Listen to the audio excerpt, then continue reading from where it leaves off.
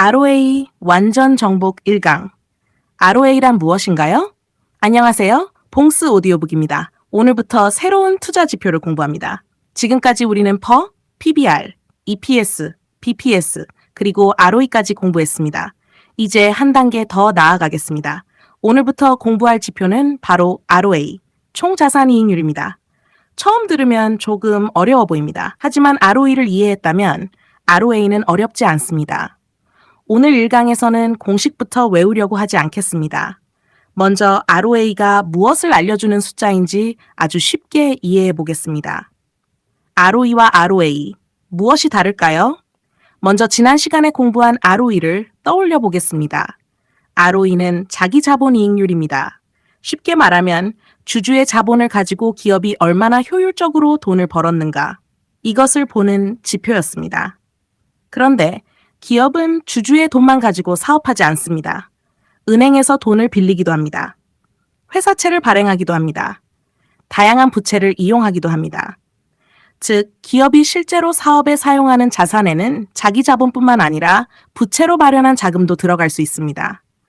그래서 이런 질문이 필요합니다. 기업이 가지고 있는 전체 자산을 이용해서 얼마나 효율적으로 이익을 만들고 있을까? 이 질문에 도움을 주는 지표가 바로 ROA입니다. ROA는 총자산이익률입니다. ROA는 영어로 Return on Assets입니다. 우리말로는 총자산이익률이라고 합니다. 쉽게 기억하겠습니다. ROE는 자기 자본으로 얼마나 잘 벌었나, ROA는 전체 자산으로 얼마나 잘 벌었나, 이 차이입니다. 오늘 1강에서는 이 두 문장만 제대로 이해해도 충분합니다. 아주 쉬운 예를 들어보겠습니다. 가상의 봉스전자라는 기업이 있습니다. 이 회사가 가지고 있는 전체 자산이 1,000억 원이라고 해보겠습니다. 공장도 있습니다. 기계도 있습니다. 현금도 있습니다. 토지도 있습니다. 여러 자산을 모두 합치니 1,000억 원입니다. 그리고 이 기업이 1년 동안 50억 원의 순이익을 냈습니다. 그러면 질문합니다. 1,000억 원이라는 자산을 이용해서 50억 원을 벌었다. 전체 자산 대비 얼마나 벌었을까요? 대략 5%입니다. 이것이 ROA를 이해하는 가장 기본적인 방법입니다. 1,000억 원의 자산으로 50억 원을 벌었다. ROA 대략 5%. 어렵지 않습니다. 다른 기업과 비교해 보겠습니다. 이번에는 두 기업이 있습니다. A 기업과 B 기업입니다. 두 기업 모두 전체 자산이 1,000억 원입니다.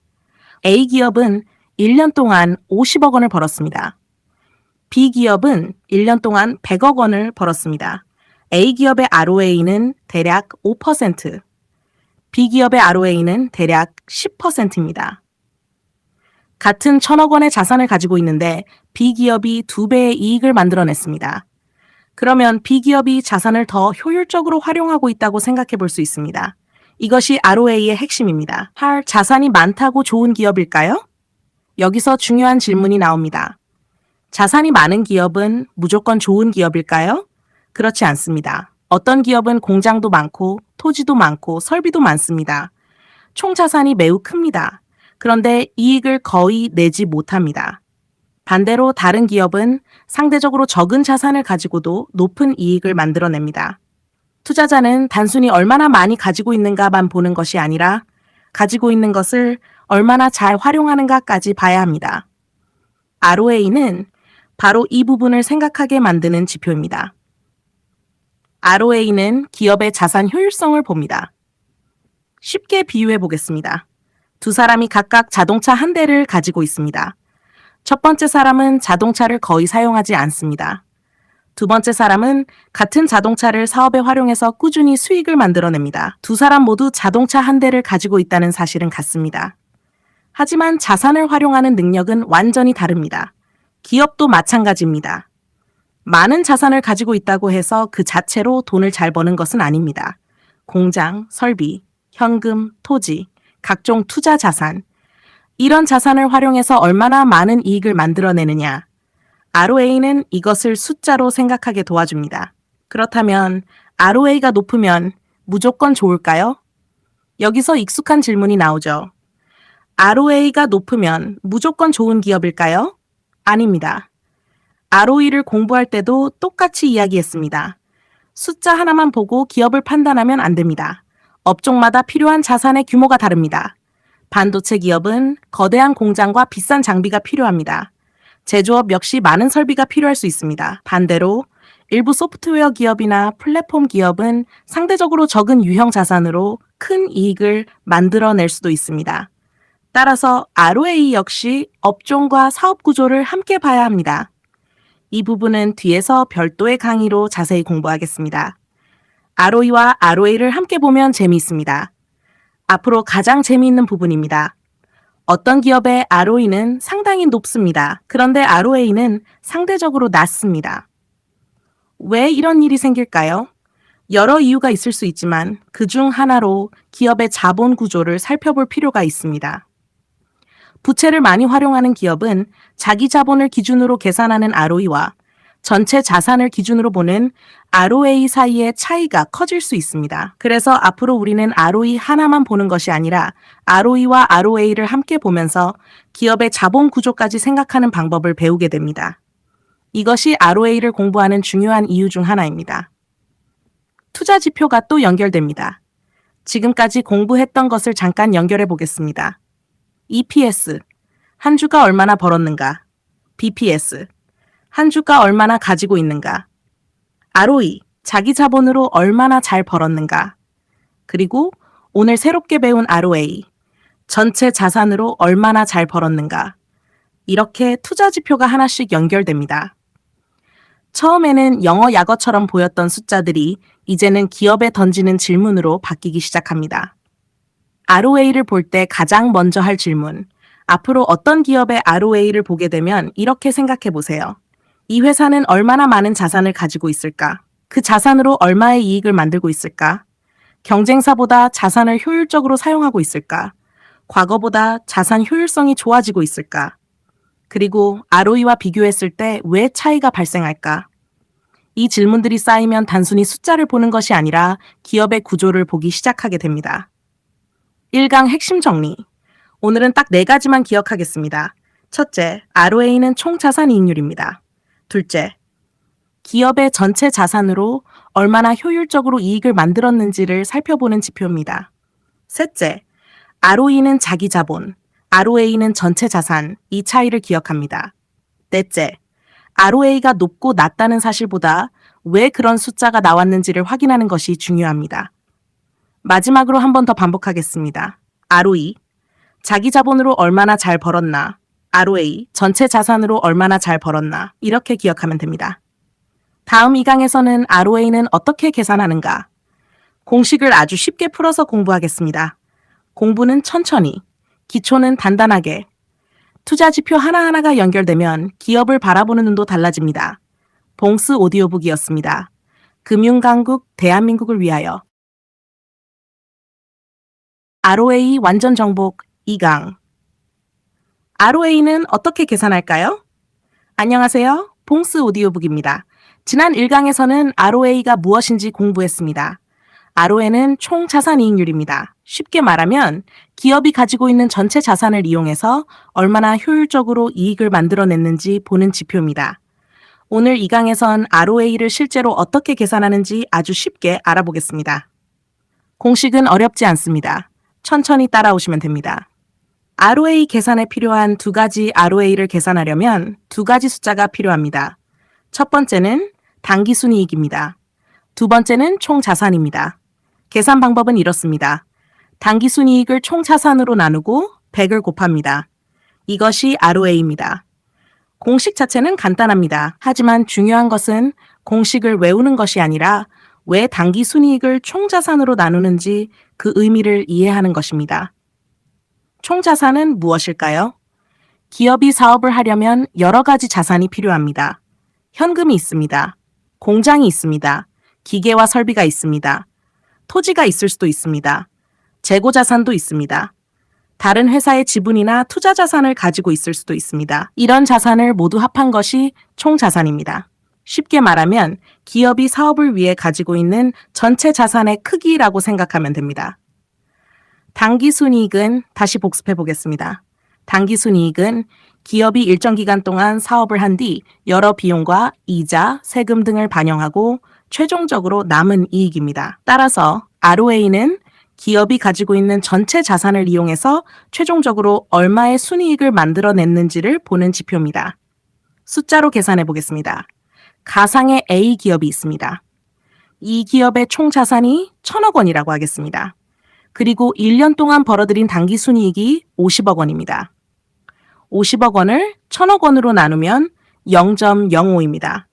여기에 100을 곱하면 5%가 됩니다. 따라서 A기업의 ROA는 대략 5%입니다. 쉽게 말하면 1,000억 원의 자산을 이용해서 50억 원의 순이익을 냈다. 이렇게 이해하면 됩니다. 다른 기업과 비교해 보겠습니다. 이번에는 B기업이 있습니다. B기업도 총 자산은 1,000억 원입니다. 그런데 당기순이익은 100억 원입니다. 100억 원을 1,000억 원으로 나누고 100을 곱하면 ROA는 대략 10%입니다. A기업은 5%, B기업은 10%. 두 기업이 가지고 있는 총 자산은 같습니다. 하지만 B기업이 같은 자산으로 2배 많은 이익을 만들어냈습니다. 따라서 B기업이 전체 자산을 더 효율적으로 활용하고 있다고 볼 수 있습니다. 자산이 많다고 좋은 것은 아닙니다. 여기서 중요한 부분입니다. 어떤 기업은 총 자산이 2천억 원입니다. 다른 기업은 총 자산이 1,000억 원입니다. 숫자만 보면 첫 번째 기업이 더 커 보입니다.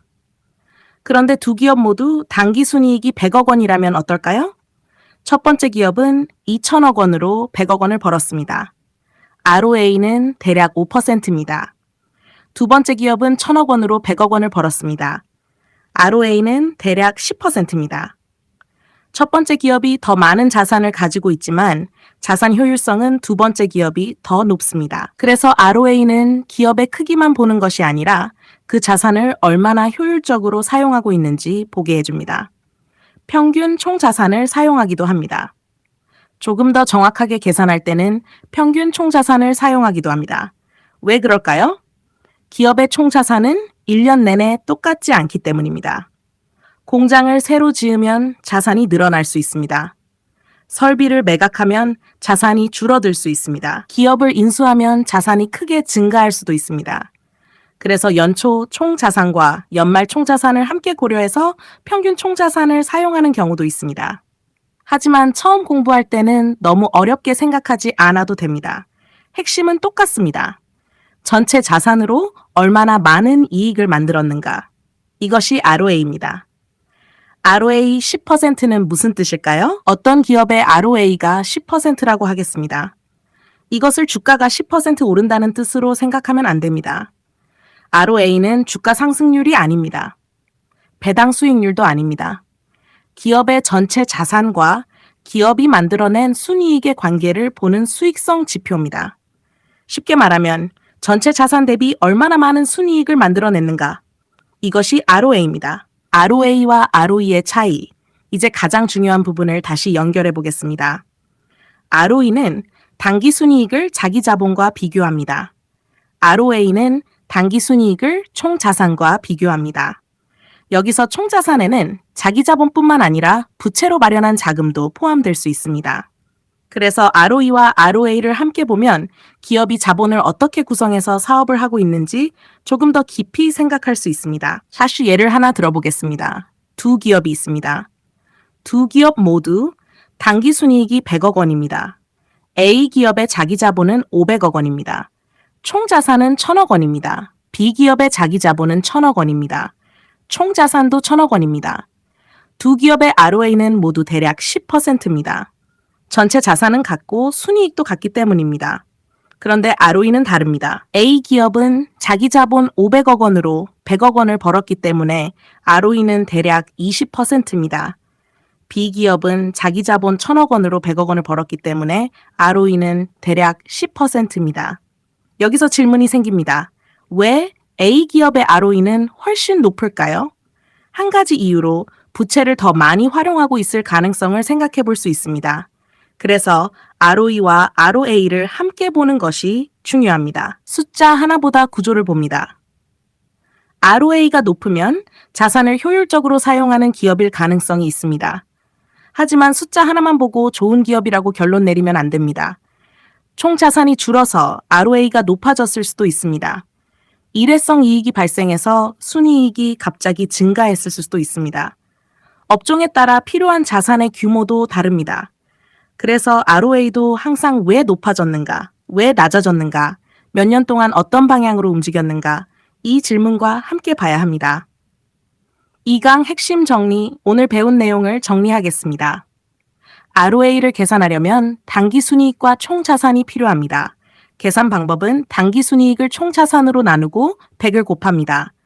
ROA는 기업이 가지고 있는 전체 자산으로 얼마나 효율적으로 순이익을 만들어냈는지를 보여줍니다. ROE는 자기 자본, ROA는 총자산. 이 차이를 기억합니다.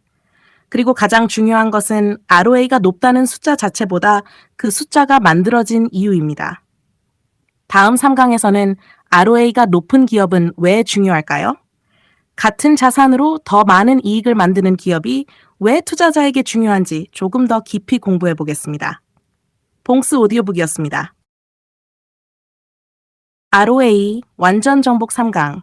ROA가 높은 기업은 왜 중요할까요? 안녕하세요. 봉스 오디오북입니다. 지난 2강에서는 ROA를 어떻게 계산하는지 공부했습니다. ROA는 당기순이익을 총자산으로 나누고 100을 곱해서 계산합니다. 쉽게 말하면 기업이 가지고 있는 전체 자산으로 얼마나 효율적으로 이익을 만들어냈는가. 이것을 보여주는 지표입니다. 오늘 3강에서는 한 단계 더 들어가겠습니다. ROA가 높은 기업은 왜 중요할까요? 단순히 숫자가 높기 때문에 좋은 것일까요? 그 안에는 조금 더 중요한 의미가 숨어 있습니다. 같은 자산, 다른 결과 두 기업이 있다고 생각해 보겠습니다. A기업과 B기업입니다. 두 기업 모두 총 자산이 1,000억 원입니다. 공장과 설비, 현금 등 전체 자산의 규모가 같다고 생각해 보겠습니다. 그런데 A기업은 1년에 50억 원을 법니다. B기업은 1년에 100억 원을 법니다. A기업의 ROA는 대략 5%, B기업의 ROA는 대략 10%입니다. 같은 1,000억 원을 가지고 있는데 B기업이 2배 많은 이익을 만들어냈습니다. 여기에서 ROA의 중요한 의미가 나타납니다. 중요한 것은 자산의 크기만이 아니라 자산을 활용하는 능력입니다. 큰 기업과 좋은 기업은 다를 수 있습니다. 주식을 처음 공부할 때는 공장이 크고 건물이 많고 설비가 많고 자산이 많은 기업을 보면 좋은 기업처럼 느껴질 수 있습니다. 하지만 기업의 목적은 자산을 많이 모으는 것만이 아닙니다. 그 자산을 이용해서 이익을 만들어야 합니다. 공장에 1,000억 원을 투자했는데 이익이 거의 발생하지 않는 기업과 같은 규모의 자산으로 꾸준히 많은 이익을 만들어내는 기업. 투자자의 입장에서는 둘을 똑같이 볼 수 없습니다. 그래서 ROA는 기업이 얼마나 큰가 보다 가지고 있는 자산을 얼마나 잘 활용하는가를 생각하게 합니다. 높은 ROA 뒤에는 무엇이 있을까요? ROA가 오랫동안 높다면 왜 그런지 찾아봐야 합니다. 첫 번째 가능성은 높은 수익성입니다. 제품을 좋은 가격에 판매하면서 비용을 효율적으로 관리한다면 같은 자산으로 더 많은 이익을 만들 수 있습니다. 두 번째는 높은 자산 회전 효율입니다. 기업이 가지고 있는 재고나 설비 같은 자산을 효율적으로 활용하면서 많은 매출을 만들어낼 수도 있습니다. 세 번째는 사업 자체의 경쟁력입니다. 강력한 브랜드, 좋은 기술, 높은 시장 점유율, 원가 경쟁력, 플랫폼 경쟁력, 이런 요소들이 높은 자산 효율성으로 이어질 수도 있습니다. 따라서 높은 ROA는 좋은 기업을 찾아가는 하나의 단서가 될 수 있습니다. 자산을 계속 늘려야만 성장하는 기업. 두 기업을 다시 비교해 보겠습니다. A기업은 이익을 늘리기 위해 계속 새로운 공장을 지어야 합니다. 설비도 계속 구입해야 합니다. 자산을 크게 늘려야 이익도 조금씩 증가합니다. 반면 B기업은 기존 자산을 효율적으로 활용하면서 이익을 더 빠르게 증가시킵니다. 물론 산업의 특성이 다르다면 단순 비교해서는 안 됩니다.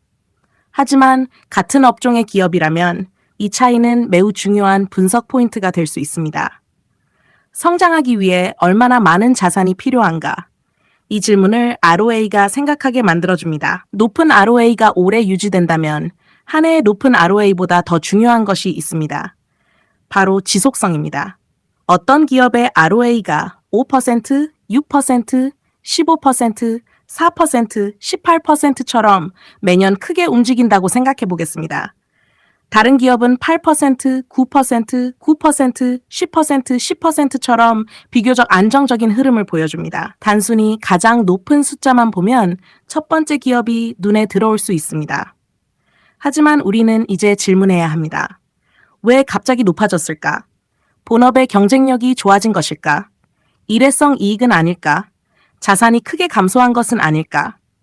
반대로 두 번째 기업이 오랫동안 안정적인 ROA를 유지했다면 그 이유를 찾아볼 가치가 있습니다. 높은 ROA는 경쟁력의 흔적일 수 있습니다. 기업의 경쟁력은 재무제표에 직접 이렇게 적혀 있지 않습니다. 우리 회사는 경쟁력이 매우 강합니다. 이렇게 숫자로 표시되어 있지 않습니다. 대신 경쟁력의 결과가 여러 재무지표에 나타날 수 있습니다.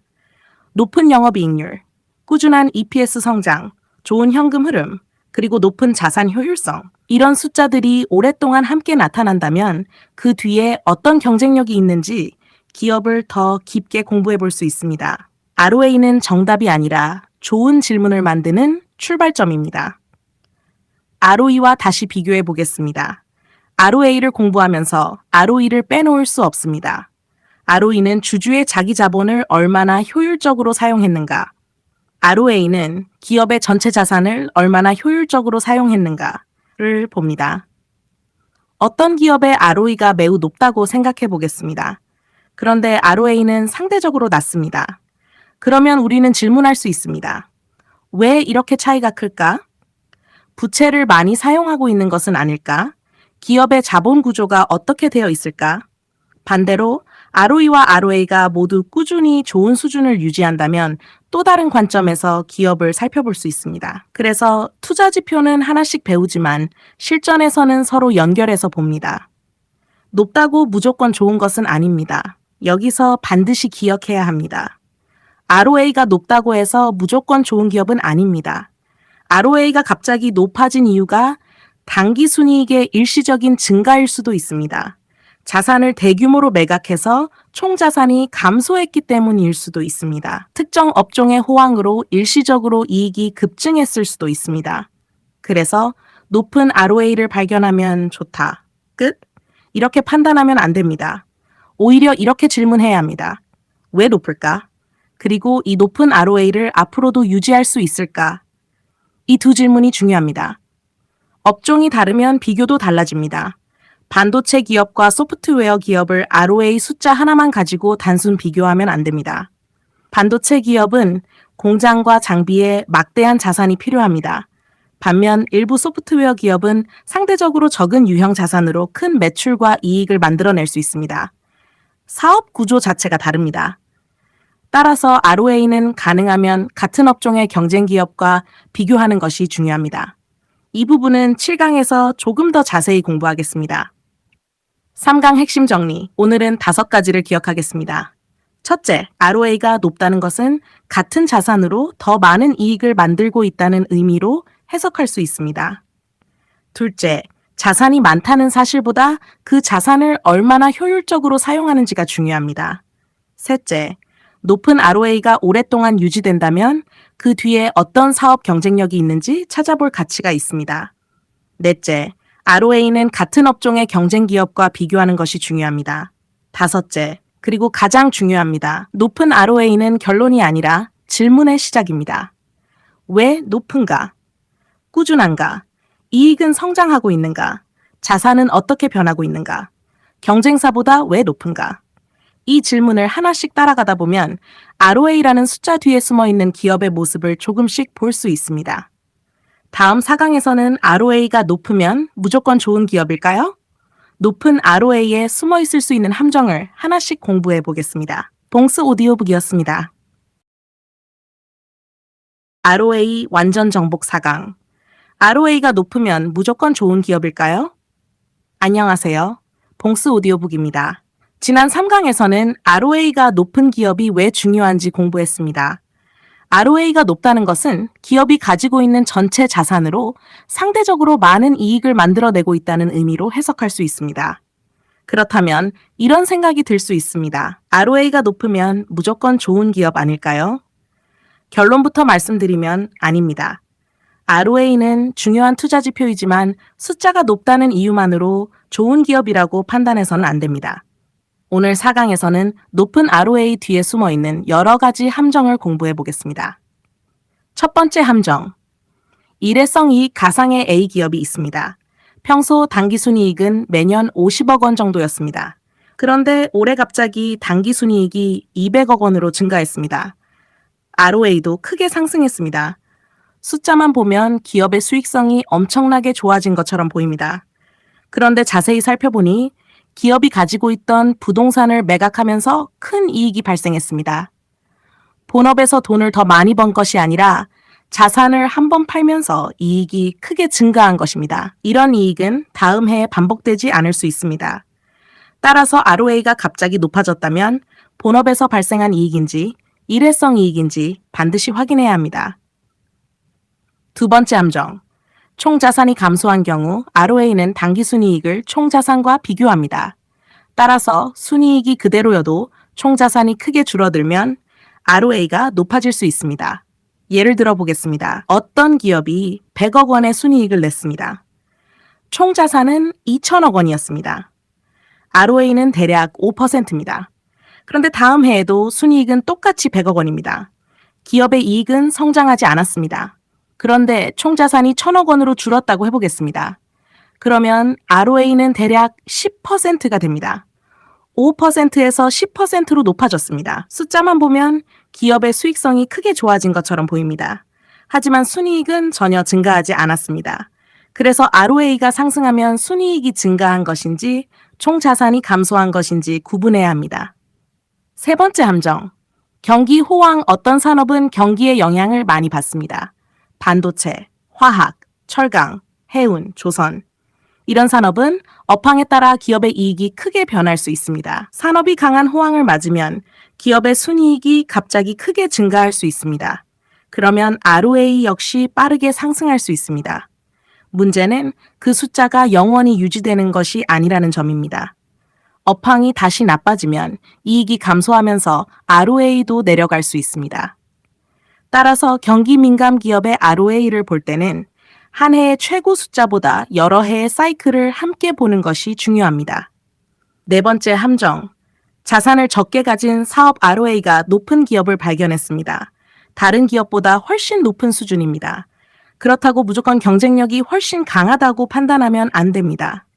사업 구조 자체가 다를 수 있기 때문입니다. 예를 들어 거대한 공장과 설비가 필요한 기업은 총 자산이 클 수밖에 없습니다. 반대로 소프트웨어나 플랫폼처럼 상대적으로 적은 유형 자산으로 큰 매출을 만들어낼 수 있는 사업도 있습니다. 따라서 서로 완전히 다른 업종을 놓고 ROA가 높은 기업이 무조건 더 좋은 기업이라고 판단하는 것은 적절하지 않습니다. ROA는 같은 업종 안에서 비교할 때 더 의미가 있습니다. 다섯 번째 함정. 미래 투자가 부족할 수도 있습니다. 조금 더 깊게 들어가 보겠습니다. ROA를 높게 유지하기 위해 무조건 자산을 적게 가져가는 것이 좋을까요? 그렇지 않습니다. 기업이 미래 성장을 위해 새로운 공장을 짓고 연구시설을 만들고 새로운 설비를 도입하면 당장은 총자산이 증가합니다. 하지만 새 공장이 완전히 가동되기 전이라면 이익은 아직 크게 증가하지 않을 수 있습니다. 그러면 단기적으로 ROA가 낮아질 수도 있습니다. 그런데 그 투자가 성공한다면 몇 년 뒤에는 더 큰 매출과 이익을 만들어낼 수 있습니다. 따라서 ROA가 낮아졌다는 이유만으로 무조건 나빠졌다고 판단해서도 안 됩니다. 기업이 지금 무엇을 위해 자산을 늘리고 있는가? 이것도 함께 봐야 합니다. 잘 숫자는 결과입니다. 여기서 아주 중요한 이야기를 하겠습니다. ROA 10%, ROA 5%, ROA 20%. 이 숫자들은 모두 기업 활동의 결과입니다. 투자자가 해야 할 일은 그 결과만 보는 것이 아니라 왜 그런 결과가 나왔는지를 찾는 것입니다. 매출이 늘었는가, 영업이익이 증가했는가, 순이익이 증가했는가, 자산이 감소했는가, 일회성 이익이 있었는가, 새로운 설비 투자가 있었는가, 산업 자체가 호황인가, 이 질문을 하나씩 해보는 것입니다. 높은 ROA보다 좋은 ROA. 그렇다면 어떤 ROA가 좋은 ROA일까요? 단순히 가장 높은 숫자가 좋은 것은 아닙니다. 본업의 이익이 성장하고 자산을 효율적으로 사용하고 경쟁사보다 좋은 수준을 유지하면서 여러 해 동안 안정적으로 이어지는 ROA. 이런 흐름이 더 중요합니다. 그래서 우리는 높은 ROA보다 좋은 이유로 높은 ROA를 찾아야 합니다. ROE 공부와 똑같습니다. ROE를 공부할 때도 같은 이야기를 했습니다. ROE가 높다고 무조건 좋은 기업은 아니었습니다. ROA도 마찬가지입니다. 투자 지표를 공부하다 보면 한 가지 공통점이 계속 등장합니다. 퍼가 낮다고 무조건 싼 기업이 아닙니다. PBR이 낮다고 무조건 저평가 기업이 아닙니다. ROE가 높다고 무조건 좋은 기업이 아닙니다. ROA가 높다고 무조건 좋은 기업도 아닙니다. 투자 지표에는 절대적인 숫자 하나가 정답이 되는 경우가 많지 않습니다. 숫자는 질문의 출발점입니다. 4강 핵심 정리. 오늘은 5가지를 기억하겠습니다. 첫째, ROA가 갑자기 높아졌다면 일회성 이익을 확인합니다. 둘째, 순이익이 증가한 것인지 총 자산이 감소한 것인지 확인합니다. 셋째, 경기 민감 산업이라면 한 해의 숫자보다 여러 해의 흐름을 봅니다. 넷째, 사업 구조가 다른 기업끼리 ROA를 단순 비교하지 않습니다. 다섯째, 기업이 미래 성장을 위해 자산을 늘리고 있는지도 확인합니다. 그리고 오늘의 핵심 문장입니다. ROA가 높은 기업을 찾는 것보다 왜 ROA가 높은지를 이해하는 것이 더 중요합니다. 숫자를 먼저 보고 그 다음 숫자의 이유를 찾습니다. 이 습관이 쌓이면 투자 지표가 단순한 숫자에서 기업을 이해하는 도구로 바뀌기 시작합니다. 다음 5강에서는 ROA가 꾸준히 유지되는 기업이 왜 중요한가? 한 번에 높은 ROA보다 여러 해 동안 유지되는 자산 효율성이 왜 중요한지 차근차근 공부해 보겠습니다. 봉스 오디오북이었습니다. ROA 완전 정복 5강. ROA가 꾸준히 유지되는 기업이 중요한 이유. 안녕하세요. 봉스 오디오북입니다. 지난 4강에서는 ROA가 높다고 해서 무조건 좋은 기업은 아니라는 것을 공부했습니다.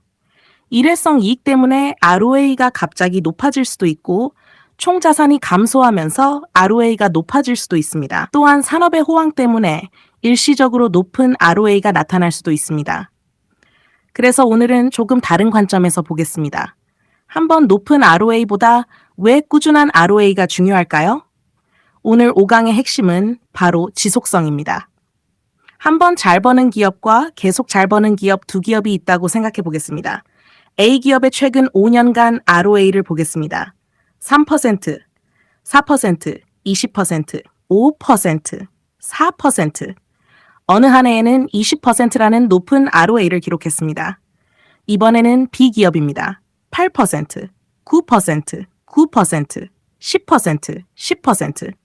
가장 높은 숫자만 비교하면 A기업의 20%가 훨씬 높습니다. 하지만 5년 전체를 보면 이야기가 달라집니다. B기업은 매년 비슷한 수준의 자산 효율성을 유지했습니다.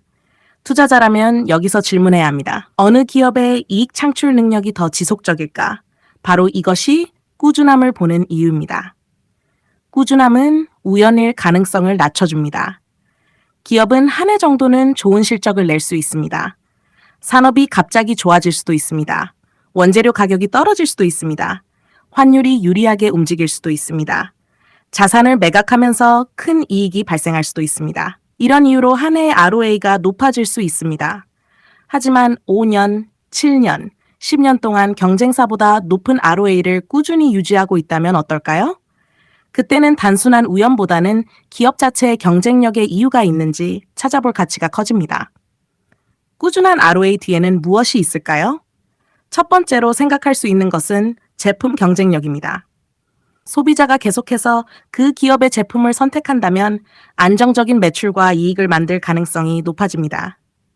두 번째는 원가 경쟁력입니다. 경쟁 기업보다 낮은 비용으로 제품을 생산할 수 있다면 같은 자산을 이용하면서도 더 많은 이익을 남길 수 있습니다. 세 번째는 기술력입니다. 쉽게 따라올 수 없는 기술을 가지고 있다면 높은 수익성을 오래 유지할 수도 있습니다. 네 번째는 브랜드와 플랫폼 경쟁력입니다. 강한 브랜드나 플랫폼은 새로운 자산을 계속 크게 늘리지 않고도 매출과 이익을 확대할 가능성이 있습니다. 이런 경쟁력이 실제 숫자로 이어지는지 ROA를 통해 살펴보는 것입니다. 자산이 증가해도 ROA를 유지한다면 여기서 한 단계 더 들어가겠습니다. 어떤 기업의 총 자산이 계속 증가하고 있습니다. 공장을 새로 짓고 설비를 늘리고 사업 영역을 확대합니다. 그런데 ROA가 비슷한 수준을 계속 유지합니다. 이것은 눈여겨볼 만합니다. 왜냐하면 자산이 증가한 만큼 이익도 함께 증가하고 있다는 의미일 수 있기 때문입니다. 예를 들어 보겠습니다. 처음에는 총 자산이 1,000억 원이었습니다. 당기순이익은 100억 원입니다. ROA는 대략 10%입니다. 몇 년 뒤 총 자산이 2,000억 원으로 증가했습니다. 그런데 당기순이익도 200억 원으로 증가했습니다. ROA는 여전히 대략 10%입니다. 기업의 규모가 커졌는데도 자산 효율성을 유지하고 있습니다. 이런 기업이라면 성장하면서도 효율성을 유지하는 이유가 무엇인지 더 깊이 공부해 볼 가치가 있습니다. 반대로 자산은 늘어나는데 이익이 따라오지 않는다면 이번에는 반대입니다. 기업이 계속해서 공장과 설비에 투자합니다. 총 자산은 빠르게 증가합니다. 그런데 이익은 별로 늘어나지 않습니다. 그러면 ROA는 점점 낮아질 수 있습니다. 예를 들어 총 자산이 1,000억 원일 때 순이익이 100억 원이었다면 ROA는 대략 10%입니다. 그런데 총 자산이 2,000억 원으로 증가했는데 순이익은 여전히 100억 원이라고 하겠습니다. 그러면 ROA는 대략 5%로 내려갑니다. 기업의 규모는 커졌습니다. 하지만 자산을 활용하는 효율성은 낮아졌습니다. 여기서 질문해야 합니다. 새로운 투자가 아직 이익으로 연결되지 않은 것일까? 아니면 투자 효율성이 실제로 떨어지고 있는 것일까? 이 차이를 확인하는 것이 중요합니다. ROA가 낮아졌다고 바로 나쁜 것은 아닙니다. 이 부분도 중요합니다. ROA가 낮아졌다고 해서 무조건 나쁜 신호는 아닙니다. 기업이 미래 성장을 위해 대규모 투자를 시작했을 수도 있습니다. 새로운 공장을 지었습니다. 아직 생산은 시작하지 않았습니다. 총 자산은 먼저 증가합니다. 하지만 이익은 나중에 발생할 수 있습니다. 그러면 당장은 ROA가 낮아질 수 있습니다. 몇 년 뒤 새 공장이 가동되면서 매출과 이익이 증가하면 ROA가 다시 올라올 수도 있습니다. 따라서 우리는 단순히 ROA가 떨어졌다, 나쁜 기업이다, 이렇게 판단하지 않습니다. 왜 떨어졌는지를 먼저 확인합니다. 꾸준함도 업종 안에서 비교합니다. 꾸준한 ROA를 볼 때도 업종 비교가 중요합니다. 반도체 기업과 플랫폼 기업을 단순히 비교해서 누가 ROA가 더 높다고 판단하는 것은 적절하지 않을 수 있습니다. 필요한 자산의 구조가 완전히 다르기 때문입니다. 그래서 같은 산업 안에서 봅니다. 같은 사업을 하는 기업 가운데 누가 더 높은 ROA를 꾸준히 유지하고 있는가? 누가 자산을 늘리면서도 효율성을 유지하고 있는가? 누가 시간이 지날수록 ROA가 떨어지고 있는가? 이렇게 비교하면 숫자가 훨씬 의미 있게 보이기 시작합니다. ROA는 숫자가 아니라 흐름입니다. 이제 ROA를 볼 때 올해 숫자 하나만 보지 않겠습니다. 가능하면 과거 여러 해의 흐름을 살펴봅니다. ROA가 올라가는가, 비슷하게 유지되는가, 계속 떨어지는가, 총 자산은 어떻게 변했는가, 순이익은 어떻게 변했는가, 그리고 경쟁 기업은 어떤 흐름을 보이고 있는가. 이렇게 보면 ROA는 단순한 숫자가 아니라 기업의 자산 효율성이 움직이는 방향으로 보이기 시작합니다. ROE와 함께 보면 더 재미있습니다. 지난 ROE 공부에서도 꾸준함을 강조했습니다. ROE도 꾸준하고 ROA도 꾸준하다면 조금 더 깊이 살펴볼 가치가 있습니다. 반대로 ROE는 계속 높은데 ROA는 낮은 수준이라면 왜 차이가 발생하는지 자본 구조를 살펴볼 수 있습니다. 부채를 많이 사용하고 있는지, 전체 자산 대비 실제 이익 창출 능력은 어떤지, 이렇게 투자 지표들이 서로 연결되기 시작합니다. 5강 핵심 정리, 오늘은 5가지를 기억하겠습니다. 첫째, 한 번 높은 ROA보다 열해 동안 꾸준한 ROA가 중요합니다. 둘째, 꾸준한 ROA 뒤에는 제품, 기술, 브랜드, 원가 경쟁력 같은 기업의 경쟁력이 있는지 확인해 봅니다. 셋째, 총 자산이 증가하면서도 ROA가 유지된다면 이익도 함께 성장하고 있는지 살펴봅니다. 넷째, 총 자산은 계속 증가하는데 ROA가 떨어진다면 새로운 투자가 아직 이익으로 연결되지 않은 것인지 투자 효율성이 떨어지는 것인지 확인합니다. 다섯째, ROA는 한 해의 숫자보다 여러 해의 흐름과 같은 업종의 경쟁 기업을 함께 봅니다. 오늘의 핵심 문장은 이것입니다. 좋은 ROA는 단순히 높은 ROA가 아니라 좋은 이유로 오랫동안 유지되는 ROA입니다. 다음 6강에서는 ROA가 갑자기 높아졌다면 무엇을 확인해야 할까요? 숫자가 갑자기 변했을 때 재무제표에서 무엇부터 확인해야 하는지 실전적인 순서로 공부해 보겠습니다. 봉스 오디오북이었습니다. 완전 정복 6강. ROA가 갑자기 높아졌다면 무엇을 확인해야 할까요? 안녕하세요. 봉스 오디오북입니다. 지난 5강에서는 ROA의 꾸준함이 왜 중요한지 공부했습니다. 한번 높은 ROA보다 좋은 이유로 여러 해 동안 꾸준히 유지되는 ROA가 더 중요하다고 말씀드렸습니다. 그런데 기업을 보다 보면 이런 경우를 만나게 됩니다. 지난해까지 ROA가 5% 정도였는데 올해 갑자기 15%가 됐습니다. 3배 가까이 높아졌습니다. 이럴 때 우리는 어떻게 해야 할까요? 좋은 기업을 찾았다며 바로 좋아해야 할까요? 아닙니다. 우리가 가장 먼저 해야 할 질문은 이것입니다. 왜 갑자기 높아졌을까? 오늘 6강에서는 ROA가 갑자기 상승했을 때 무엇을 확인해야 하는지 순서대로 공부해 보겠습니다. 먼저 ROA의 구조를 떠올립니다. ROA는 당기순이익을 총자산으로 나누고 100을 곱해서 계산합니다. 따라서 ROA가 높아지는 방법은 크게 생각하면 두 가지입니다. 당기순이익이 증가하거나 총자산이 감소하는 것입니다. 물론 실제 기업에서는 두 가지가 동시에 움직일 수도 있습니다. 그래서 ROA가 갑자기 상승하면 가장 먼저 순이익과 총자산 가운데 무엇이 크게 변했는가를 확인합니다. 첫 번째, 당기순이익이 증가했는가 가장 좋은 경우부터 보겠습니다. 기업의 총자산은 크게 변하지 않았습니다. 그런데 당기순이익이 크게 증가했습니다. 왜 증가했는지 확인해보니 제품 판매가 증가했습니다. 매출이 늘었습니다. 영업이익도 크게 증가했습니다. 시장 점유율도 좋아졌습니다. 본업의 경쟁력이 강화되면서 순이익이 증가한 것입니다. 이런 경우라면 ROA 상승을 긍정적으로 살펴볼 수 있습니다. 하지만 여기서도 한 해만 보고 끝내지 않습니다. 앞으로도 이익이 유지될 수 있는지 계속 확인해야 합니다. 두 번째, 영업이익도 함께 증가했는가? 당기순이익이 증가했다고 해서 바로 본업이 좋아졌다고 판단하면 안 됩니다.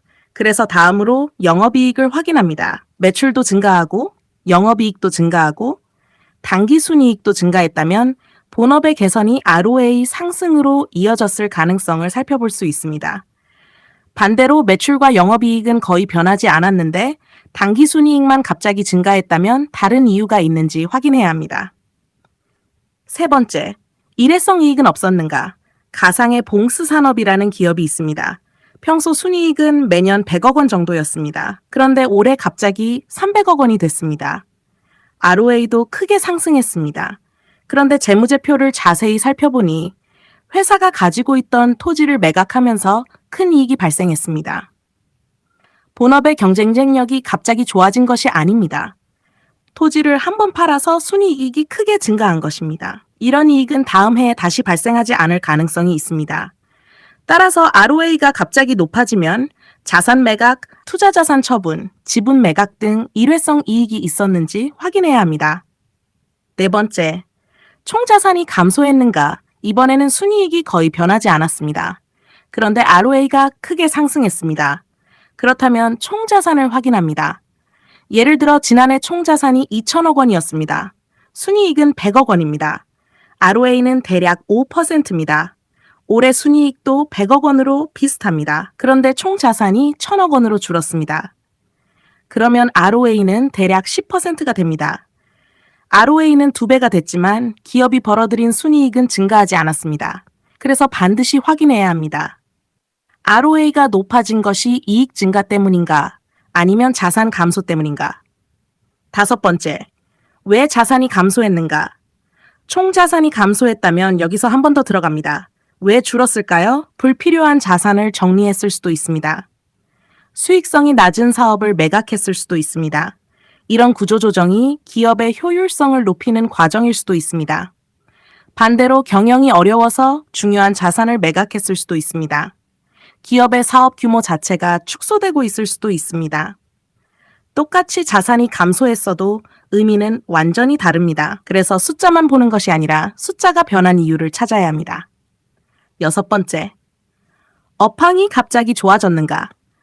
ROA 상승이 기업 자체의 경쟁력 때문이 아니라 산업 전체의 호황 때문일 수도 있습니다.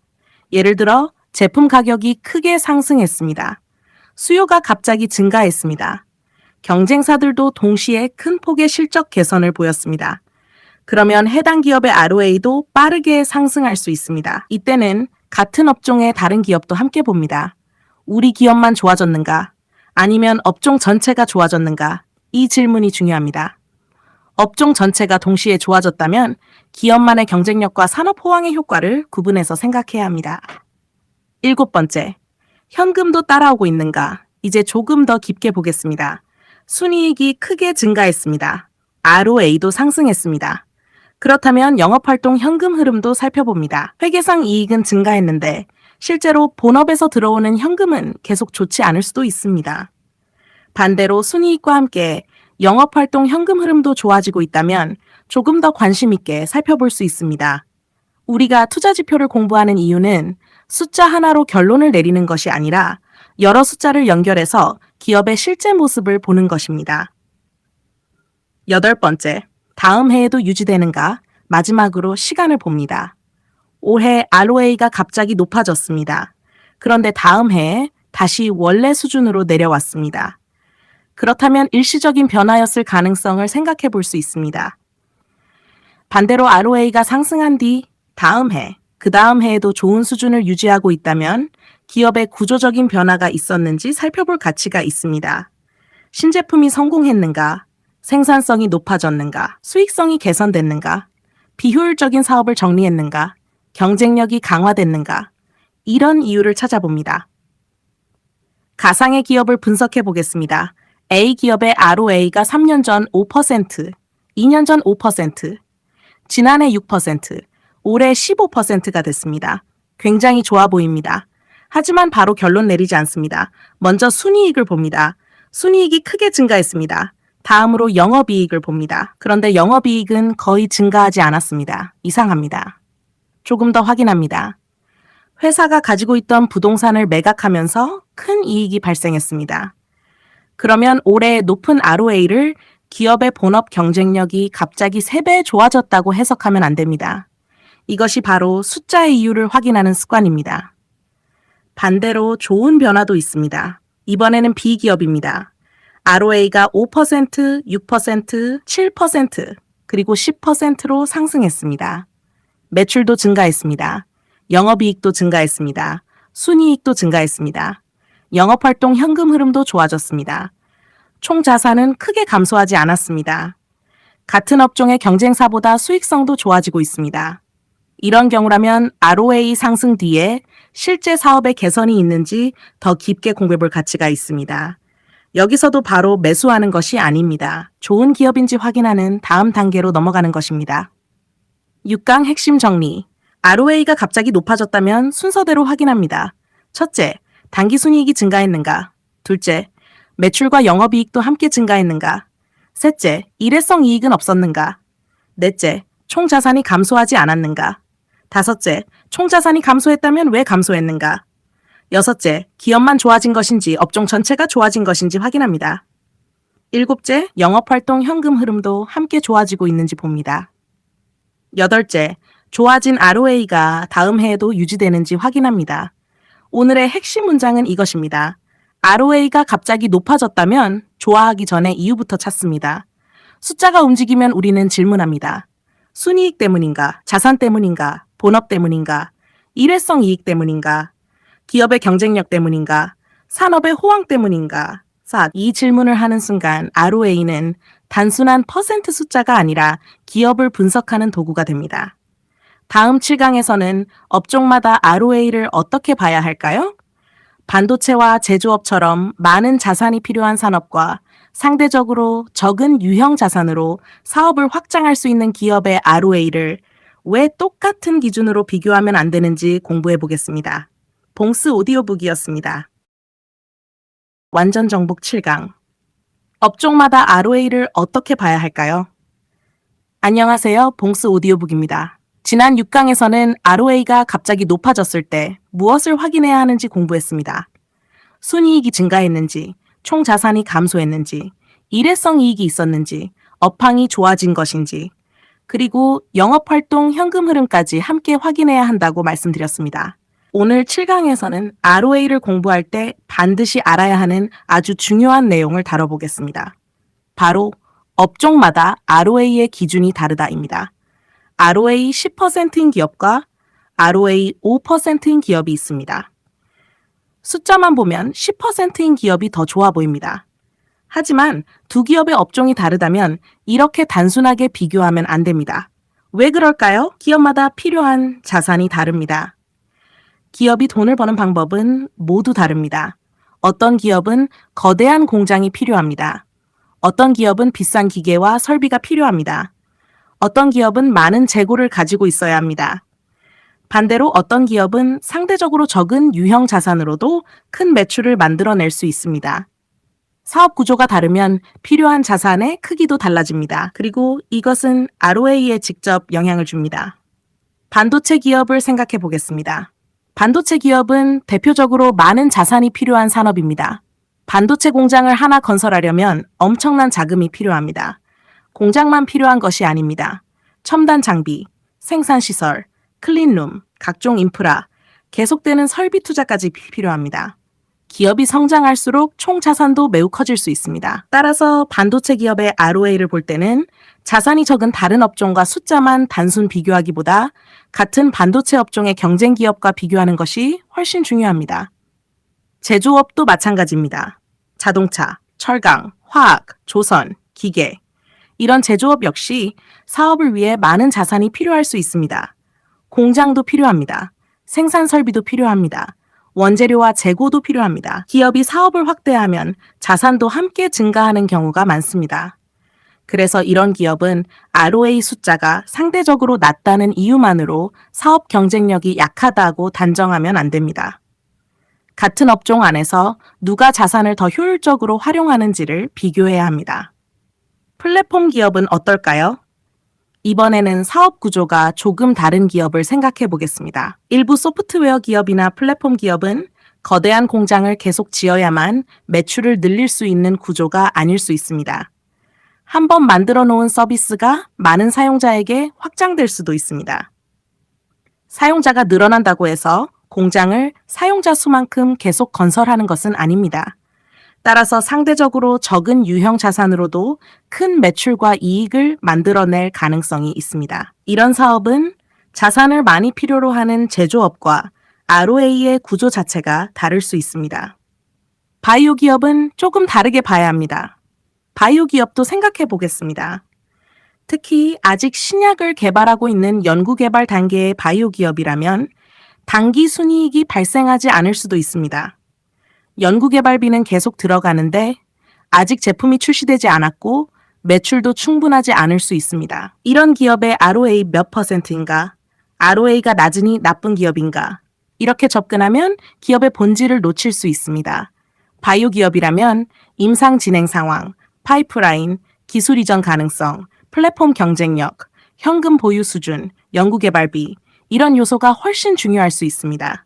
즉, 모든 기업을 하나의 투자 지표로 평가할 수는 없습니다. 금융회사는 더 조심해야 합니다. 은행이나 보험회사처럼 금융업에 속한 기업도 일반 제조업과 자산의 의미가 다를 수 있습니다. 금융회사는 사업 자체가 자산과 부채를 활용하는 구조와 밀접하게 연결되어 있습니다. 따라서 일반 제조기업과 ROA 숫자만 놓고 어느 기업이 더 좋다고 비교하는 것은 큰 의미가 없을 수 있습니다. 결국 중요한 원칙은 하나입니다. 비슷한 사업을 하는 기업끼리 비교합니다. 같은 업종에서도 차이가 납니다. 그런데 여기서 한 단계 더 들어가야 합니다. 같은 업종이라고 해서 모든 기업의 사업 구조가 똑같지는 않습니다. 같은 반도체 업종이라도 직접 대규모 생산시설을 보유하는 기업이 있고 생산시설을 직접 많이 보유하지 않는 사업 구조의 기업도 있습니다. 같은 바이오 업종이라도 직접 신약을 개발하는 기업이 있고 플랫폼 기술을 중심으로 기술 이전을 하는 기업이 있을 수 있습니다. 따라서 가장 좋은 비교는 같은 업종, 비슷한 사업 구조, 비슷한 경쟁 기업끼리 비교하는 것입니다. 절대 숫자를 외우지 않습니다. 주식 공부를 하다 보면 이런 질문을 많이 합니다. ROA가 몇 %면 좋은 기업인가요? 10%면 좋은가요? 5%면 나쁜가요? 하지만 투자 지표를 공부할수록 이런 식의 절대 기준에서 벗어나야 합니다. ROA 10%가 어떤 업종에서는 매우 좋은 수준일 수 있습니다. 다른 업종에서는 평범할 수도 있습니다. 또 다른 기업에서는 일회성 이익 때문에 잠깐 나온 숫자일 수도 있습니다. 그래서 숫자를 외우기보다 비교하고 흐름을 보고 이유를 찾는 습관이 중요합니다. 실제로는 이렇게 비교합니다. 가상의 세 기업이 있습니다. 모두 같은 업종입니다. A 기업의 ROA는 3%, B 기업은 6%, C 기업은 9%입니다. 여기서 C 기업이 가장 눈에 들어옵니다. 하지만 여기서 끝내지 않습니다. 최근 5년간 계속 9% 정도였는지 봅니다. 순이익이 꾸준히 증가했는지 봅니다. 총 자산은 어떻게 변했는지 봅니다. 경쟁사보다 왜 높은지도 확인합니다. 부채 구조도 살펴봅니다. 영업활동 현금 흐름도 확인합니다. 그러면 단순히 9%니까 좋다가 아니라 왜 경쟁 기업보다 높은 ROA를 유지할 수 있는가? 라는 기업 분석으로 넘어가게 됩니다. 업종 평균보다 중요한 것. 업종 평균도 좋은 참고 자료가 될 수 있습니다. 하지만 평균만 보는 것도 충분하지 않습니다. 우리가 찾고 싶은 것은 업종 평균보다 높은 기업이면서 그 높은 ROA를 좋은 이유로 꾸준히 유지하는 기업입니다. 제품 경쟁력이 있는가? 기술 경쟁력이 있는가? 원가 경쟁력이 있는가? 브랜드가 강한가? 자산 활용 능력이 뛰어난가? 그리고 그 경쟁력이 앞으로도 유지될 수 있는가? 결국 숫자에서 시작해서 기업의 경쟁력으로 들어가는 것입니다. ROA를 보는 세 가지 비교. ROA를 볼 때 세 가지 비교를 기억하면 좋습니다. 첫 번째, 과거의 나와 비교합니다.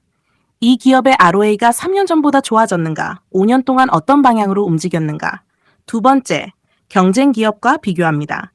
같은 업종의 경쟁사보다 높은가 낮은가? 세 번째, 사업 구조와 비교합니다. 왜 이 기업은 경쟁사보다 더 많은 자산이 필요한가? 또는 왜 더 적은 자산으로 많은 이익을 만들 수 있는가? 이 세 가지를 함께 보면 ROA의 의미가 훨씬 선명해집니다. 7강 핵심 정리. 오늘 내용을 정리하겠습니다. 첫째, 업종마다 필요한 자산의 규모가 다르기 때문에 ROA의 기준도 달라질 수 있습니다. 둘째, 반도체와 제조업처럼 많은 설비와 자산이 필요한 산업과 일부 소프트웨어나 플랫폼처럼 상대적으로 적은 유형 자산으로 확장할 수 있는 사업을 단순 비교하지 않습니다. 셋째, 연구개발 단계의 바이오 기업처럼 당장의 이익보다 다른 요소가 중요한 기업도 있습니다. 넷째, 가능하면 같은 업종, 비슷한 사업 구조의 경쟁 기업끼리 비교합니다. 다섯째, ROA가 몇 %면 좋다는 절대적인 숫자만 외우지 않습니다. 그리고 오늘의 핵심입니다. ROA는 숫자의 높이보다 누구와 비교하느냐가 중요합니다. 과거의 나와 비교하고 경쟁 기업과 비교하고 사업 구조를 비교합니다. 이렇게 비교하기 시작하면 ROA라는 숫자가 기업의 경쟁력을 찾아가는 단서가 됩니다. 다음 8강에서는 아주 중요한 연결 공부를 하겠습니다. ROA와 ROE는 왜 함께 봐야 할까요? ROE는 높은데 ROA는 낮다면 무엇을 의심해야 하는지, 두 지표를 함께 보면 왜 기업의 부채와 자본 구조가 보이기 시작하는지 아주 쉽게 연결해 보겠습니다. 봉스 오디오북이었습니다. ROA 완전 정복 8강. ROA와 ROE는 왜 함께 봐야 할까요? 안녕하세요. 봉스 오디오북입니다. 지난 7강에서는 업종마다 ROA를 보는 기준이 다르다는 것을 공부했습니다. 오늘 8강은 ROA를 공부하면서 반드시 이해해야 할 아주 중요한 연결 강의입니다. 바로 ROA와 ROE는 왜 함께 봐야 할까요? 입니다. ROE는 이미 공부했습니다. ROE는 자기자본이익률, ROA는 총자산이익률. 두 지표 모두 기업이 얼마나 효율적으로 돈을 버는지를 보여주지만 바라보는 기준이 다릅니다. 이 차이를 이해하면 기업의 부채와 자본 구조가 조금씩 보이기 시작합니다. 먼저 아주 쉽게 구분하겠습니다. ROE, 주주의 자기 자본으로 얼마나 잘 벌었는가. ROA, 기업의 전체 자산으로 얼마나 잘 벌었는가. 이것만 먼저 기억합니다. 기업의 전체 자산은 어디에서 만들어질까요? 크게 생각하면 자기 자본이 있고 부채가 있습니다. 기업은 주주의 돈만으로 사업하는 것이 아닙니다. 은행에서 돈을 빌릴 수도 있고 회사채를 발행할 수도 있습니다. 이렇게 조달한 자금도 기업의 자산을 구성하는 데 사용될 수 있습니다. 바로 이 부분 때문에 ROE와 ROA를 함께 볼 필요가 있습니다. 첫 번째 기업을 보겠습니다. 가상의 A 기업이 있습니다. 총 자산은 1,000억 원입니다. 자기 자본도 1,000억 원입니다. 부채가 거의 없다고 단순하게 가정해 보겠습니다. 당기 순이익은 100억 원입니다. 그러면 ROE는 대략 10%입니다. ROA도 대략 10%입니다. 두 숫자의 차이가 크지 않습니다. 왜 그럴까요? 전체 자산 대부분이 자기 자본으로 구성되어 있기 때문입니다. 두 번째 기업을 보겠습니다. 이번에는 B 기업입니다. 총 자산은 똑같이 1,000억 원입니다. 그런데 자기 자본은 500억 원입니다. 나머지 500억 원은 부채라고 단순하게 생각해 보겠습니다. 당기 순이익은 역시 100억 원입니다. ROA는 얼마일까요? 총 자산 1,000억 원으로 100억 원을 벌었으니 대략 10%입니다. A 기업과 같습니다. 그런데 ROE는 어떨까요? 자기 자본 500억 원으로 100억 원을 벌었습니다. ROE는 대략 20%입니다. ROA는 10%, ROE는 20%. 차이가 커졌습니다. 왜 ROE가 높아졌을까요? 여기서 중요한 질문입니다. B 기업이 A 기업보다 사업을 2배 잘해서 ROE가 2배가 된 것일까요? 꼭 그런 것은 아닙니다. 두 기업 모두 총 자산 1,000억 원으로 100억 원의 순이익을 만들었습니다. ROA는 둘 다 대략 10%입니다. 차이는 자본 구조에 있습니다. B 기업은 자기 자본이 더 적고 부채를 더 많이 활용하고 있습니다.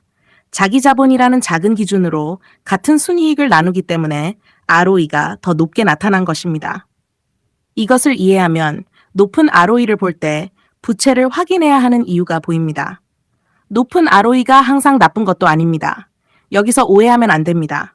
부채를 사용해서 ROE가 높아졌다고 해서 무조건 나쁜 기업이라는 뜻은 아닙니다. 기업은 사업을 하면서 적절한 부채를 사용할 수 있습니다. 좋은 사업 기회가 있는데 합리적인 비용으로 자금을 빌려서 그 돈으로 더 높은 수익을 만들어낸다면 부채는 기업 성장에 도움이 될 수도 있습니다.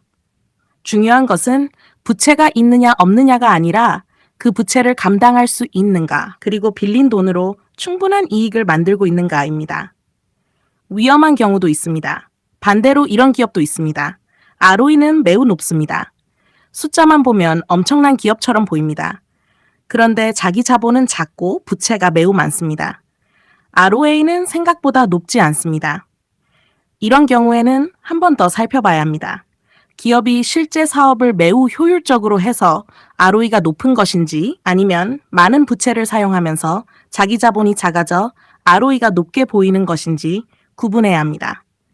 그래서 ROE만 보면 놓칠 수 있는 부분을 ROA가 보완해 줍니다. 레버리지라는 개념. 여기서 새로운 단어 하나만 알아두겠습니다. 레버리지. 쉽게 말하면 빌린 돈을 활용해서 자기 자본 대비 수익을 확대하는 효과입니다. 부채를 적절히 활용하고 사업이 잘 되면 주주의 자기 자본 대비 수익률인 ROE가 높아질 수 있습니다. 하지만 반대 상황도 생각해야 합니다. 사업이 어려워지고 이익이 감소하는데 부채는 그대로 남아있다면 어떨까요? 이자를 계속 지급해야 합니다. 원금도 갚아야 합니다. 경기가 나빠지면 기업의 부담이 커질 수 있습니다. 그래서 레버리지는 좋을 때는 수익성을 높일 수 있지만 나쁠 때는 위험도 키울 수 있습니다. ROE와 ROA의 차이가 크다면 앞으로 기업을 분석하다가 ROE는 높은데 ROA는 상대적으로 낮은 기업을 발견했다면 바로 나쁘다고 판단하지 마세요. 대신 질문합니다. 왜 차이가 클까? 그리고 확인합니다. 부채 비율은 어떤가? 차입금은 얼마나 있는가? 이자 비용은 감당할 수 있는가? 영업활동 현금 흐름은 안정적인가? 그 부채로 실제 이익을 잘 만들어내고 있는가? 이런 질문으로 기업 분석을 확장합니다. 두 숫자가 함께 좋아지는 기업, 이번에는 조금 다른 경우입니다. 어떤 기업의 ROE가 꾸준히 좋아지고 있습니다. ROA도 함께 좋아지고 있습니다. 순이익도 증가합니다. 매출과 영업이익도 증가합니다. 영업활동 현금 흐름도 좋아집니다.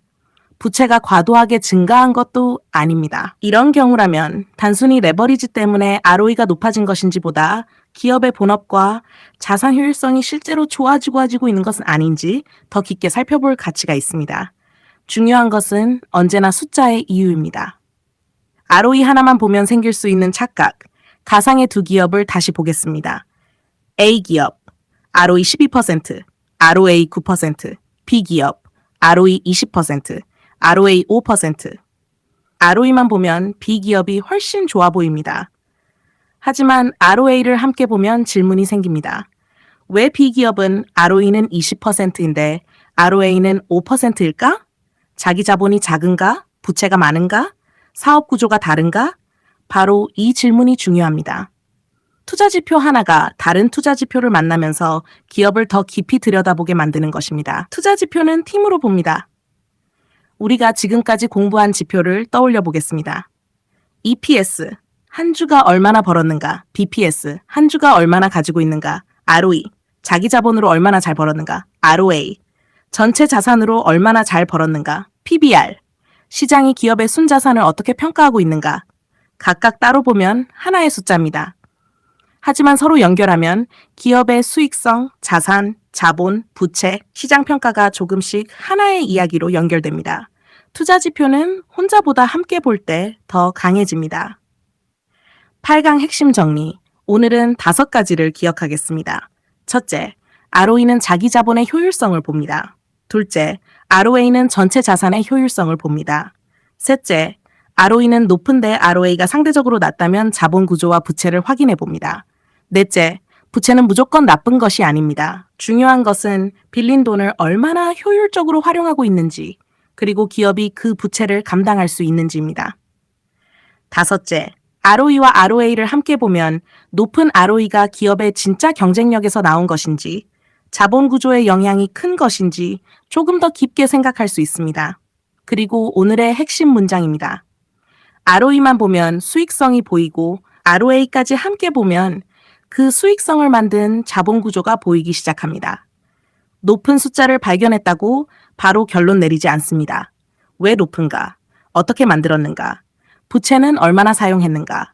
그 구조는 지속 가능한가? 이 질문을 하는 것이 기업 분석입니다.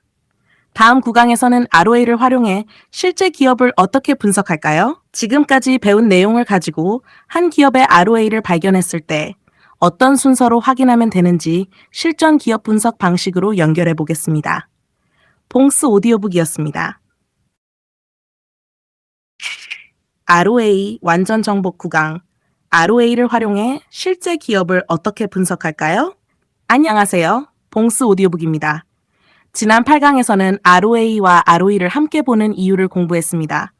ROE는 자기 자본으로 얼마나 잘 벌었는가, ROA는 전체 자산으로 얼마나 잘 벌었는가. 두 지표를 함께 보면 기업의 수익성뿐만 아니라 그 수익성이 어떤 자본 구조에서 만들어졌는지까지 생각해 볼 수 있었습니다. 오늘 9강에서는 지금까지 배운 내용을 실제 기업 분석으로 연결해 보겠습니다. 기업의 ROA를 발견했을 때 어떤 순서로 보면 되는가? 복잡하지 않습니다. 하나씩 따라가 보겠습니다. 첫 번째, 현재 ROA를 확인합니다. 가상의 A 기업이 있습니다. 현재 ROA는 10%입니다. 여기서 바로 좋다, 나쁘다 판단하지 않습니다. 10%라는 숫자는 기업 분석의 출발점일 뿐입니다. 우리가 가장 먼저 해야 할 일은 과거의 ROA를 확인하는 것입니다. 두 번째, 과거 3년에서 5년을 봅니다. A 기업의 ROA를 최근 5년 동안 살펴보겠습니다. 6%, 7%, 8%, 9%, 10%. 조금씩 좋아지고 있습니다. 이런 흐름이라면 왜 좋아지고 있는지 확인해 볼 가치가 있습니다. 반대로 3%, 15%, 4%, 20%, 5% 이렇게 크게 움직인다면 왜 변동이 심한지부터 확인해야 합니다. 그래서 ROA는 현재 숫자보다 흐름이 중요합니다. 세 번째, 같은 업종의 경쟁 기업과 비교합니다. A 기업의 ROA는 10%입니다. 그런데 같은 업종의 경쟁 기업들은 평균적으로 4%에서 6% 정도라고 해보겠습니다. 그렇다면 A 기업은 상대적으로 높은 자산 효율성을 보여주고 있습니다. 여기서 질문합니다. 왜 경쟁사보다 높을까? 제품 경쟁력 때문일까? 원가 경쟁력 때문일까? 높은 시장 점유율 때문일까? 기술력 때문일까? 자산을 더 효율적으로 활용하고 있는 것일까? 이렇게 숫자에서 사업의 경쟁력으로 들어갑니다. 네 번째, 매출을 확인합니다. 다음으로 매출의 흐름을 봅니다. ROA가 좋아지고 있는데 매출도 꾸준히 증가하고 있다면 좋은 단서가 될 수 있습니다. 반대로 ROA는 상승했는데 매출이 계속 감소하고 있다면 조금 이상합니다. 기업이 성장해서 ROA가 높아진 것인지 다른 이유가 있는지 확인해야 합니다. 다섯 번째, 영업이익을 확인합니다. 매출 다음에는 영업이익을 봅니다. 이 부분이 중요합니다. 매출이 증가해도 영업이익이 증가하지 않을 수 있습니다. 제품은 많이 팔았는데 원가가 너무 많이 들어갔거나 판매 관리비가 크게 증가했을 수도 있습니다. 그래서 매출 증가, 영업이익 증가, ROA 개선, 이 세 가지가 함께 나타나는지 살펴봅니다. 본업의 경쟁력이 실제로 좋아지고 있는지를 확인하는 과정입니다. 여섯 번째, 당기순이익을 확인합니다. ROA 계산에는 당기순이익이 들어갑니다. 따라서 당기순이익이 왜 증가했는지 확인해야 합니다. 영업이익이 증가하면서 당기순이익도 증가했다면 본업 개선의 가능성을 생각해 볼 수 있습니다. 하지만 영업이익은 그대로인데 당기순이익만 갑자기 크게 증가했다면 한 번 더 확인합니다. 부동산을 팔았는가? 투자산을 처분했는가? 지분을 매각했는가? 일회성 이익이 발생했는가? 반복 가능한 이익인지 확인하는 것입니다. 일곱 번째, 총자산의 변화를 봅니다. 이번에는 ROA의 또 다른 핵심인 총자산을 확인합니다. 총자산이 증가하고 있는데 ROA도 유지되거나 상승한다면 기업이 늘어난 자산을 효율적으로 활용하고 있는지 살펴봅니다. 반대로 총자산이 빠르게 증가하는데 ROA가 계속 떨어진다면 새로운 투자가 아직 이익으로 연결되지 않은 것인지 아니면 자산 효율성이 실제로 나빠지고 있는 것인지 확인합니다. 공장을 새로 지었을 수도 있습니다. 새로운 설비를 도입했을 수도 있습니다. 기업을 인수했을 수도 있습니다. 그래서 자산이 증가한 이유까지 함께 봐야 합니다. 여덟 번째, ROE와 비교합니다. 이제 ROE를 꺼냅니다. A기업의 ROA는 10%, ROE는 12%라고 하겠습니다. 두 지표의 차이가 크지 않습니다. 이번에는 B기업입니다. ROA는 5%, ROE는 20%입니다. 차이가 상당히 큽니다. 그러면 질문합니다. 왜 이렇게 차이가 클까? 자기 자본이 작은가? 부채가 많은가? 차입금이 크게 증가했는가? ROE 하나만 봤다면 놓칠 수 있었던 질문입니다. 아홉 번째, 부채를 확인합니다. ROE와 ROA의 차이가 크다면 부채를 살펴봅니다. 부채 비율은 어떤가? 차입금은 증가하고 있는가? 이자 비용은 얼마나 발생하는가? 기업이 벌어들이는 이익으로 이자를 충분히 감당할 수 있는가? 여기서 중요한 것은 부채가 있다는 이유만으로 나쁜 기업이라고 판단하지 않는 것입니다. 좋은 사업에 적절한 부채를 활용해서 더 높은 수익을 만들 수도 있습니다. 중요한 것은 부채를 얼마나 잘 활용하고 있으며 감당 가능한 수준인가입니다. 열 번째, 현금 흐름을 확인합니다. 마지막으로 영업활동 현금 흐름을 살펴봅니다. 매출이 증가합니다. 영업이익도 증가합니다. 순이익도 증가합니다. ROA도 좋아집니다. 그런데 영업활동 현금 흐름은 계속 좋지 않습니다. 그러면 한 번 더 확인할 필요가 있습니다. 반대로 매출과 이익이 증가하고 ROA도 개선되고 영업활동 현금 흐름도 꾸준히 좋아지고 있다면 기업의 실적 개선이 현금으로도 이어지고 있는지 살펴볼 수 있습니다. 이제 하나의 이야기로 연결해 보겠습니다. 가상의 봉스테크라는 기업이 있습니다. 최근 5년 동안 ROA가 꾸준히 상승했습니다. 매출도 증가했습니다. 영업이익도 증가했습니다. 당기순이익도 증가했습니다. 총자산도 증가했지만 이익이 더 빠르게 성장했습니다. 경쟁사보다 ROA가 높은 수준입니다. ROE도 좋습니다. 그런데 부채가 과도하게 증가한 것은 아닙니다. 영업활동 현금 흐름도 꾸준히 좋아지고 있습니다. 여기까지 확인했다면 우리는 이제 질문할 수 있습니다. 이 기업은 왜 경쟁사보다 자산을 효율적으로 활용할 수 있을까? 바로 여기부터 진짜 기업 공부가 시작됩니다. 숫자에서 사업으로 넘어갑니다. 제품이 좋은가? 기술력이 뛰어난가? 원가 경쟁력이 있는가? 시장 점유율이 높아지고 있는가? 브랜드가 강한가? 플랫폼 경쟁력이 있는가? 앞으로도 이 경쟁력을 유지할 수 있는가? 결국 재무지표 공부의 목적은 숫자만 많이 외우는 것이 아닙니다. 숫자를 통해 좋은 질문을 만들고 그 질문을 가지고 사업을 공부하는 것입니다. ROA가 높다고 바로 매수하지 않습니다. 이 부분은 꼭 기억해야 합니다. ROA가 높다. ROE도 높다. 매출도 성장한다. 좋아 보입니다. 그래도 바로 매수 버튼을 누르는 것은 아닙니다. 좋은 기업과 좋은 주식은 항상 같은 말이 아닐 수 있습니다. 아무리 좋은 기업이라도 주가가 기업의 가치를 지나치게 앞서갔다면 투자 수익률은 달라질 수 있습니다.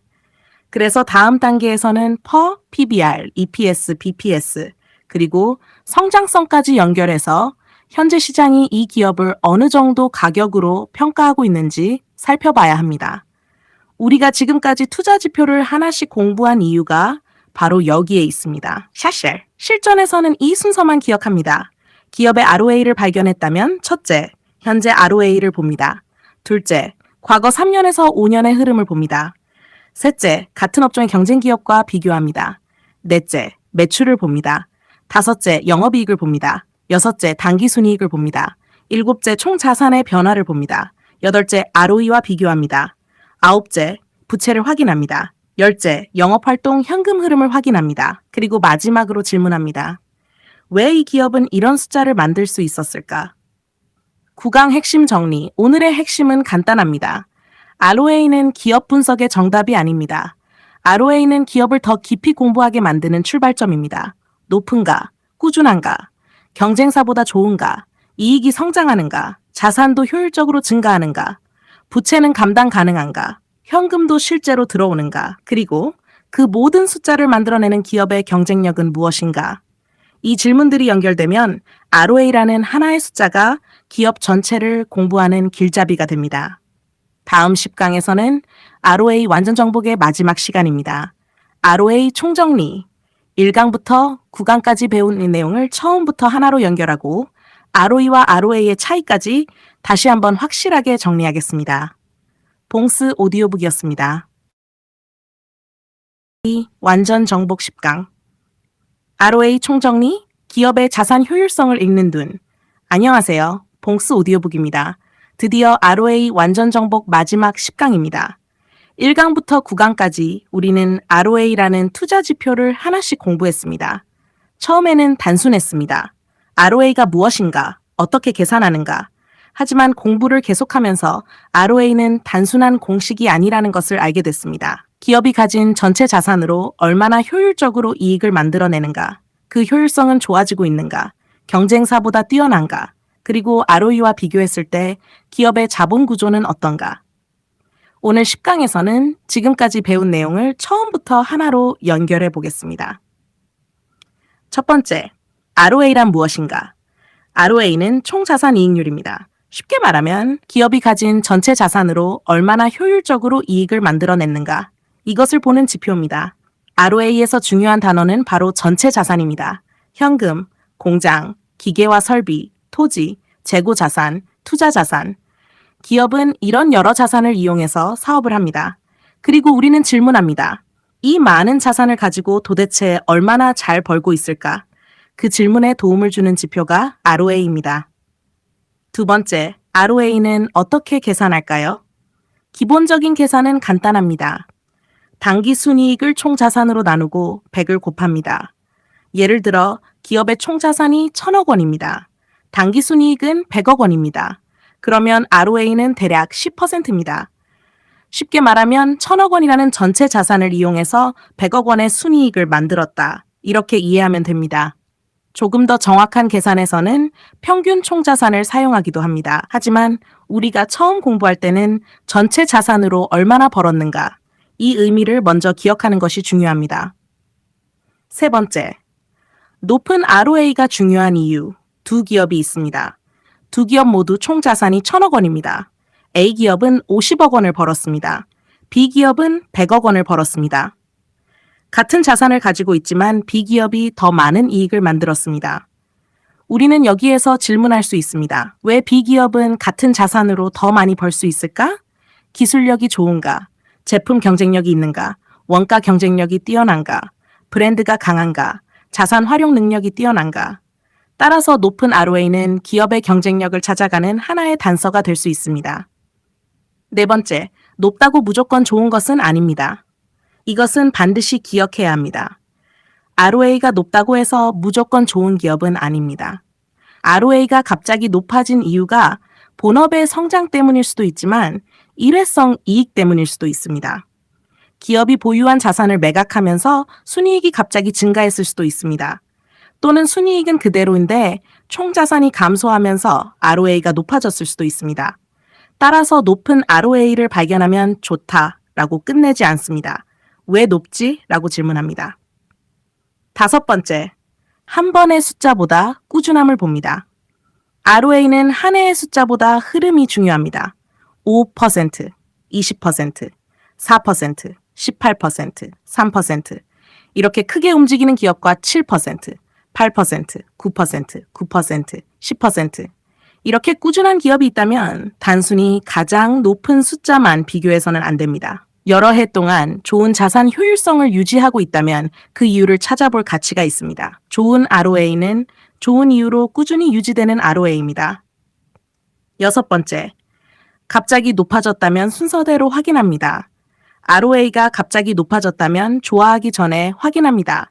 먼저 당기순이익을 봅니다. 매출도 증가했는지 봅니다. 영업이익도 증가했는지 봅니다. 일회성 이익은 없었는지 확인합니다. 총 자산이 크게 감소하지 않았는지도 봅니다. 업종 전체가 호황인지도 확인합니다. 영업활동 현금 흐름도 살펴봅니다. 그리고 다음 해에도 좋은 ROA가 유지되는지 확인합니다. 결국 중요한 것은 숫자가 변한 이유입니다. 일곱 번째, 업종마다 다르게 봅니다. ROA 10%. 이 숫자가 높을까요? 낮을까요? 숫자 하나만으로는 판단하기 어렵습니다. 반도체처럼 막대한 공장과 설비가 필요한 산업이 있습니다. 자동차, 철강, 화학, 조선처럼 많은 자산이 필요한 산업도 있습니다. 반면 일부 소프트웨어나 플랫폼 기업은 상대적으로 적은 유형 자산으로 사업을 확대할 수도 있습니다. 연구개발 단계의 바이오 기업은 당장 순이익이 발생하지 않을 수도 있습니다.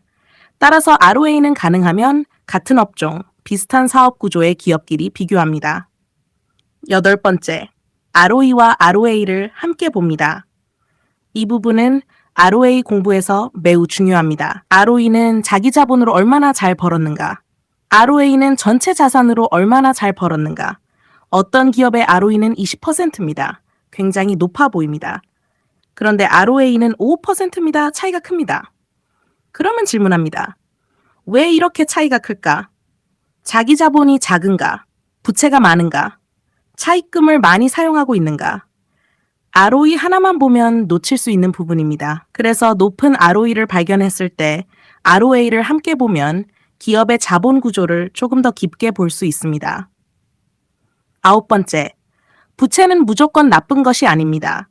기업은 사업을 하면서 부채를 사용할 수 있습니다. 중요한 것은 부채가 있느냐 없느냐가 아닙니다.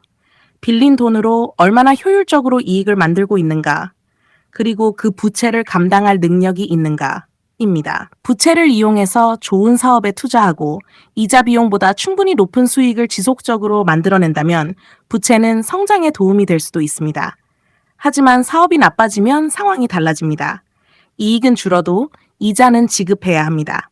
그래서 ROE와 ROA의 차이가 크다면 부채 비율, 차입금, 이자 비용, 현금 흐름까지 함께 살펴보는 습관이 필요합니다. 열 번째, 실제 기업은 이렇게 봅니다. 이제 실제 기업을 분석한다고 생각해 보겠습니다. 먼저 현재 ROA를 봅니다. 그 다음 과거 3년에서 5년의 흐름을 확인합니다. 같은 업종의 경쟁 기업과 비교합니다. 매출을 봅니다. 영업이익을 봅니다. 당기순이익을 봅니다. 총자산의 변화를 확인합니다. ROE와 비교합니다. 부채를 확인합니다. 영업활동 현금 흐름도 살펴봅니다. 그리고 마지막으로 질문합니다. 왜 이 기업은 이런 숫자를 만들고 있을까? 바로 여기에서 숫자 공부가 기업 공부로 바뀝니다. 지금까지 배운 투자 지표를 연결해 보겠습니다. 이제 투자 지표가 상당히 많이 쌓였습니다. 퍼, 기업의 이익과 주가를 비교합니다. PBR, 기업의 순자산과 주가를 비교합니다. EPS, 한 주가 얼마나 벌고 있는지 봅니다. BPS, 한 주가 얼마나 가지고 있는지 봅니다. ROE, 자기 자본으로 얼마나 잘 벌고 있는지 봅니다. 그리고 ROA, 전체 자산으로 얼마나 잘 벌고 있는지 봅니다. 처음에는 전혀 다른 숫자처럼 보였습니다. 하지만 이제 조금씩 연결되기 시작합니다. 기업은 얼마나 버는가? 얼마나 가지고 있는가? 가진 자본을 얼마나 잘 굴리는가? 전체 자산을 얼마나 효율적으로 사용하는가? 그리고 시장은 그 기업을 얼마로 평가하고 있는가? 이것이 기업 분석의 기초가 됩니다. 좋은 기업과 좋은 주식은 다를 수 있습니다. ROA가 좋습니다. ROE도 좋습니다. 이익도 성장합니다. 현금 흐름도 좋습니다. 그렇다면 무조건 사야 할까요? 아닙니다. 기업이 아무리 좋아도 시장 가격이 너무 높다면 투자 결과는 달라질 수 있습니다. 그래서 기업의 질을 확인한 다음에는 퍼와 PBR 같은 지표를 통해 현재 시장의 평가도 함께 살펴봐야 합니다. 좋은 기업을 찾는 것, 그리고 좋은 가격을 생각하는 것, 둘은 함께 가야 합니다. ROA 완전복 최종 정리. 마지막으로 10가지를 기억하겠습니다. 첫째, ROA는 총 자산 이익률입니다.